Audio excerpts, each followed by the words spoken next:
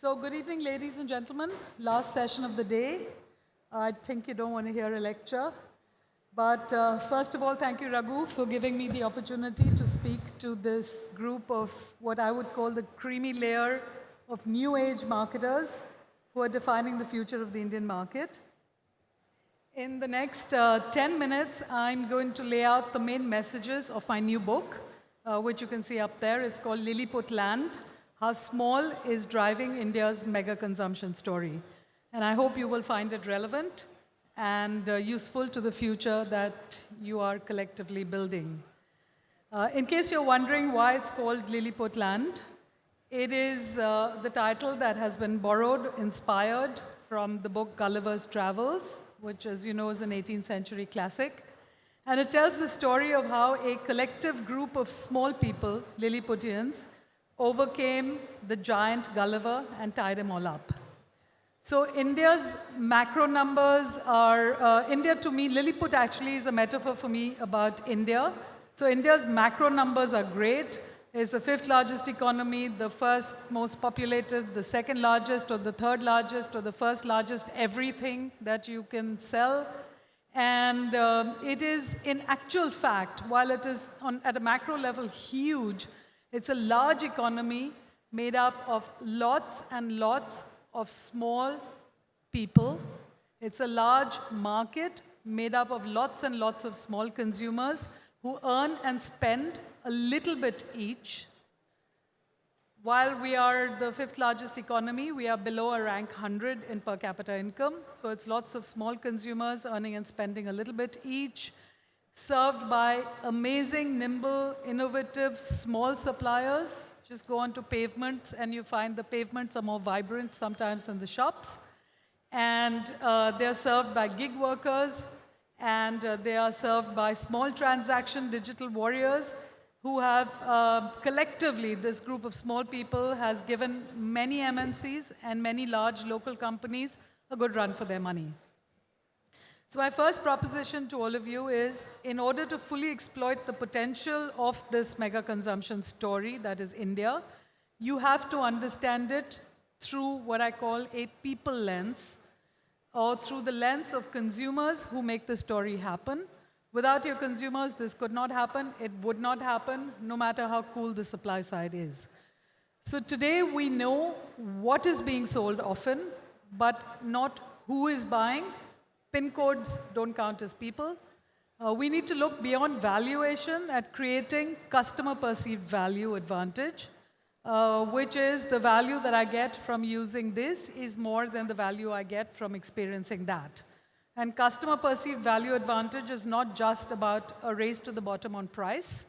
Value is about reducing pain. It's about adding benefits. And value is benefit minus cost. So that is really the name of the game, is to add value to your consumers and extract value from them. My second proposition is that if you want to really understand India's mega consumption story, you need to look at three things. One is what I'm calling in my book as well, structure of demand. The second is the behavior characteristics of consumers. And the third is the state of supply in shaping and serving demand and adding value to customers. Today, the structure of our demand is not great. It will continue to be not great, and I will tell you why. It's low income, modest education, occupations we don't really like to give predictability of income. The behavior characteristics of consumers absolutely rock. And so we spend a lot of time discussing behavior and very little time thinking about structure. And finally, the state of supply in India. I think the consumers are way ahead of suppliers. The supply side has, at the moment, been disappointing in terms of adding value to consumers. We are probably the market where the consumer really wants, and the supply side is really lagging behind in terms of underserving them.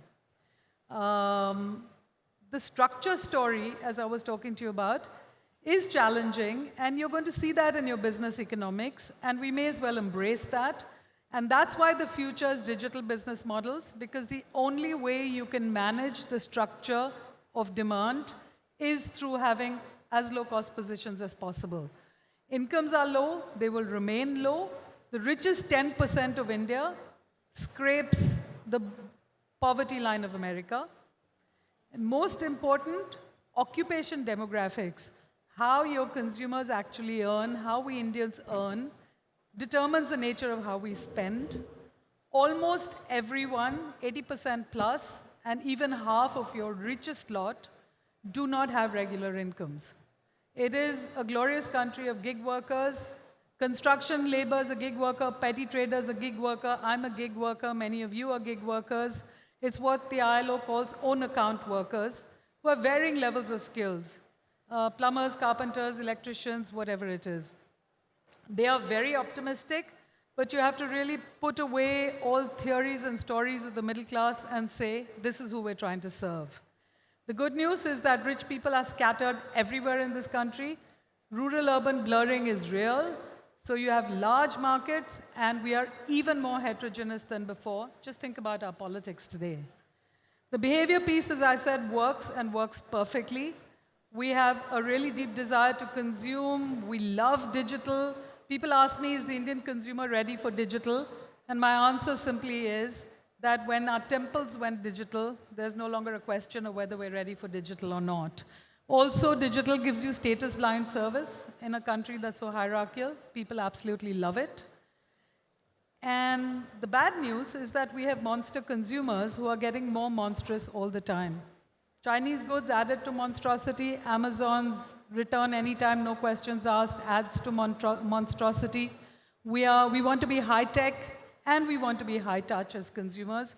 So it's talk to me when I want to recognize me on my RMN, recognize me the minute I walk into your bank branch, when I log on.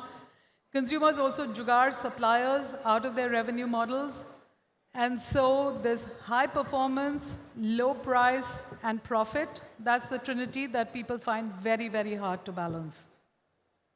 And that's really why omni-channel that you talk about is so important.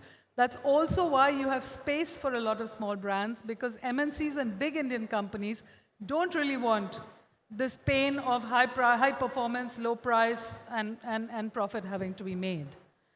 And that's why on the supply side, you have a lot of small, nimble suppliers. So the most exciting development, actually, which can finally crack this problem of price, performance, and profit, is the movement that many of you are a part of. It is the new economy, digitally powered business models. So how do they manage this price, performance, profit tension? You aggregate small suppliers, you aggregate small consumers, you enable sharing of high-value items. A lot of people can have a little bit of a car or a little bit of a dress. You crash costs through digital processes, and you use digital to be able to manage all this aggregation drama very smoothly and seamlessly. Think of any of the new economy models, and I have a lot of that in the book. That's really what they do. But I want to end by saying that while we found the keys and we're seeing the models, the supply side needs a desperate upgrade. It is not truly customer-centric. There are many, many unsolved pain points. There is a herd mentality, very little understanding of how consumers process value, and more importantly, there's so little demand-stimulating supply compared to what is needed. So, for example, when I traveled abroad some time ago, there was someone I knew who had an engagement ring that was loose. I walked into a jewelry shop and I said, do you have anything for an engagement ring that's loose? And of course, they had a little clip-on that's a false bottom on your engagement ring. And they said if it's silver, it's $130, and if it's non-silver, it's $10. Being a good Indian mother, I picked up the $130. So similarly, if you look at the number, it's only now that you're getting a heater cum cooler air conditioner from LG. If you look at the whole range of unresolved pain points, or if you look at who's the category captain on working women's wear, which is not Fab India, a little higher, which is not Western, but which is appropriate to whatever it is that where women work. At the mass market level, we're still waiting. And I could go on, and there are a lot of such examples. And also, there are so few real brands. I mean, brands are not labels and trademarks with recognitions and price points.